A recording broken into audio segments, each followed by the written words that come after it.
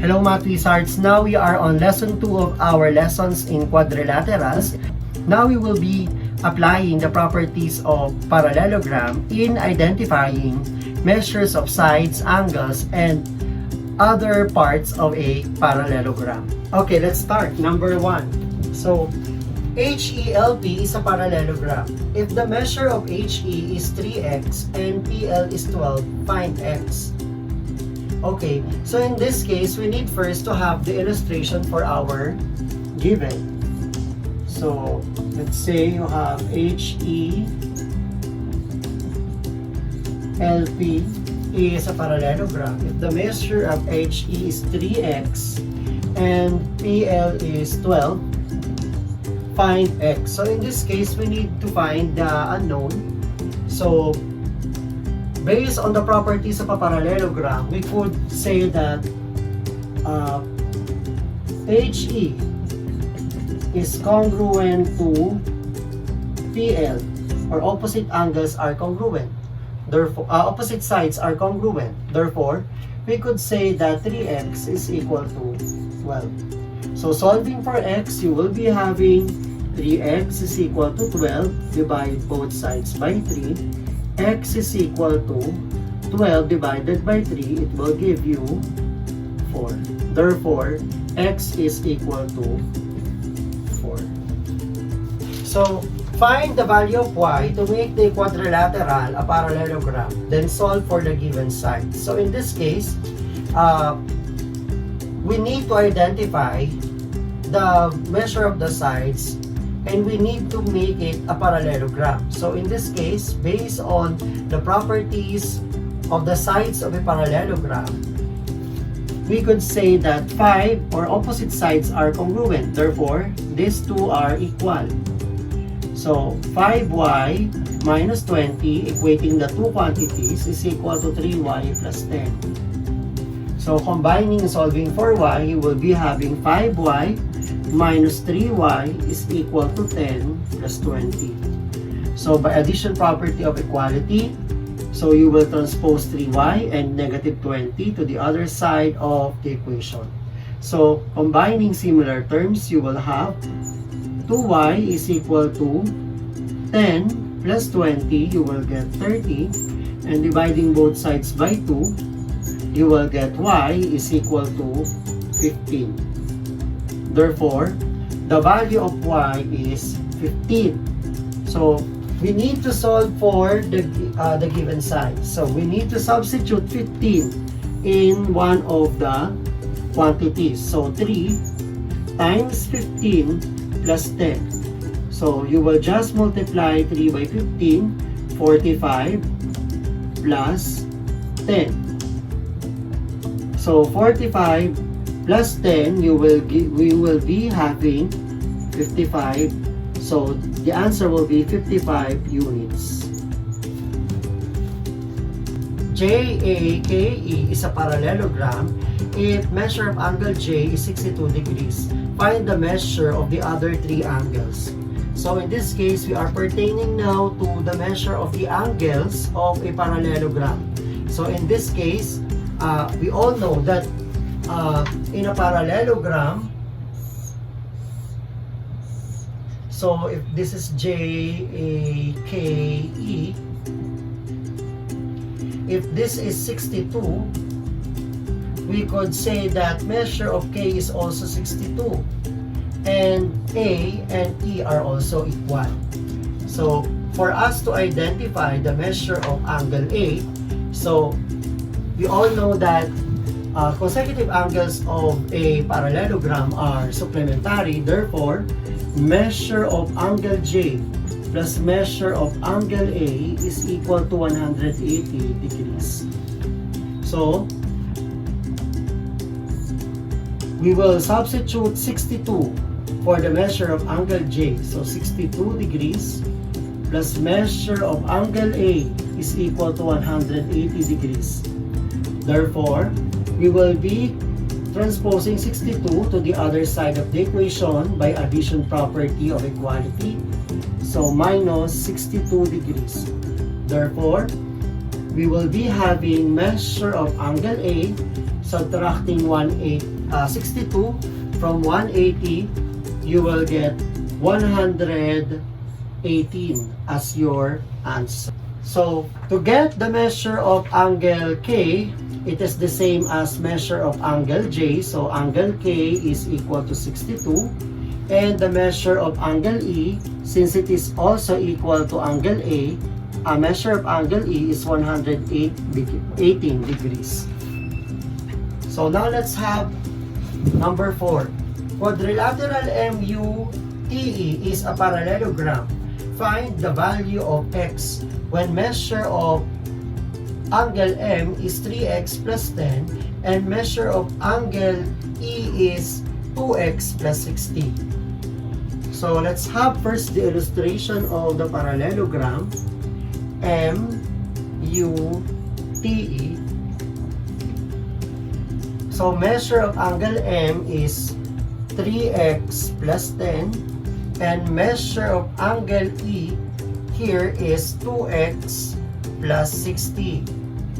So in this case, these two are supplementary because they are consecutive angles. So we will add up the two quantities and equate it to 180. So measure of angle M plus measure of angle E is equal to 180 degrees because consecutive angles are supplementary. So let's substitute the two quantities, 3x plus 10 plus 2x plus 20 plus 60 is equal to 180 degrees. So combining similar terms, this will become 5x plus 10 plus 60 is equal to 180 degrees. So 5x is plus 70 is equal to 180 degrees. So transposing 70 to the other side of the equation, 180 minus 70, 5x is equal to 110. Dividing both sides by 5, you will get 22. So the value of x is 22. So how about if we are to identify the measure of the angle? Let's say measure of angle M. So measure of angle M, you will just substitute 22 to get the measure of angle M. So measure of angle M is equal to 3 times 22 plus 10. So 3 times 22 is 66 plus 10, that is 76. So measure of angle M is equal to 76. Let's continue. So STAR is a parallelogram. If measure of angle T is x, measure of angle R is 88. Measure of angle AST is 32 and measure of angle RAS is 2y. Find x, y, z and measure of angle TAS. So let's have first the illustration. So you will have STAR. So measure of angle T is x, measure of angle R is 88, measure of AST, so you will have a diagonal. Measure of AST is 32 and measure of RAS is 2y. Find x, y, and z in the measure of TAS. So we need to get this one. Let us first identify the value of x. So in this case, so measure of angle T is equal to measure of angle R. Therefore, measure of angle T is x and the measure of angle R is 88. Therefore, x is equal to 88. Now let's have the measure of 2y, the measure of y. So in this case, since it is a parallelogram, we all know that in a given parallel lines cut by a transversal, alternate interior angles are congruent. So we could say that 2y, so measure of angle RAS is equal to measure of angle TSA. Therefore, you will have 2y as the measure of RAS equal to TSA, which is 32. Therefore, 2y is equal to, therefore, dividing both sides by 2, you will have y is equal to 16. So how are we going to get the value of C in the given? So R and S are supplementary. Therefore, we could add up 88. We could add up the measure of angle R plus measure of angle S is equal to 180 degrees. So angle R is 88 plus measure of angle S is 32 plus C equal to 180 degrees. Therefore, adding the two, you will have 120 plus C is equal to 180. Okay, so transposing 120, so 180 minus 120, C is equal to 60 degrees. Therefore, C is 60. And to get the value of measure of angle TAS, since it is equal to the measure of angle RSA, so TAS is equal to, since measure of RSA is 60, therefore measure of TSA is 60. Now let's have the next item. So the measure of angle L and I of a parallelogram LI and K are in the ratio of 2:7. Find the measure of each angle. So let X be the common factor of the two angles. So X